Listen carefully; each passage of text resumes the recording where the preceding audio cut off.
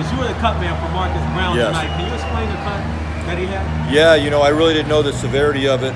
I've worked close to 1,000 fights, and only one other time have I not been able to work on a fighter, but it was the extent and the severity of the injury.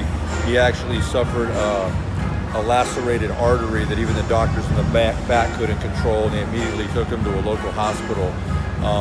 You know, a trauma to the head or a cut is bad when they don't even allow the corner to work, and the doctors immediately stop the fight. But in the end, you know, the fighter's safety is paramount, because, you know, his health and well-being and his longevity, not just as a fighter, but as a person, is the most important thing.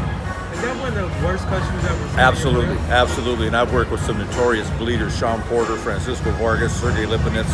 But when they saw the blood literally just squirting out of his head, the doctors, who were very well trained here, and not just as doctors, but as fight doctors, they made sure that his health and his safety and well-being was of the utmost importance.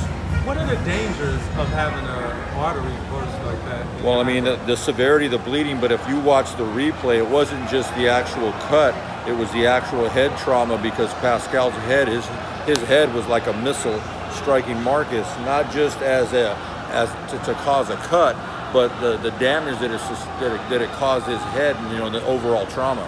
The impact. The impact, absolutely. Was he complaining about headbutts throughout the fight? Because I saw a couple. You know, Marcus really didn't complain. We were complaining a little bit about headbutts and some punching behind the head, but that's just a normal course of the fight. Pascal is a crafty veteran. He's a rough guy.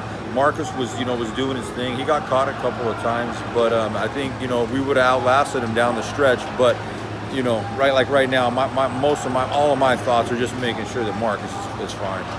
So if it didn't have a ruptured artery, how would you normally treat a cut like that? Well, I would have attacked that with, I already had my adrenaline 1 in 1,000 and my thrombin ready. I would have had my work definitely cut out tonight, but I was ready to go.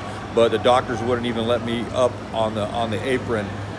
They just said, hey, this fight is over with. They didn't let me up there until after the fight was declared over.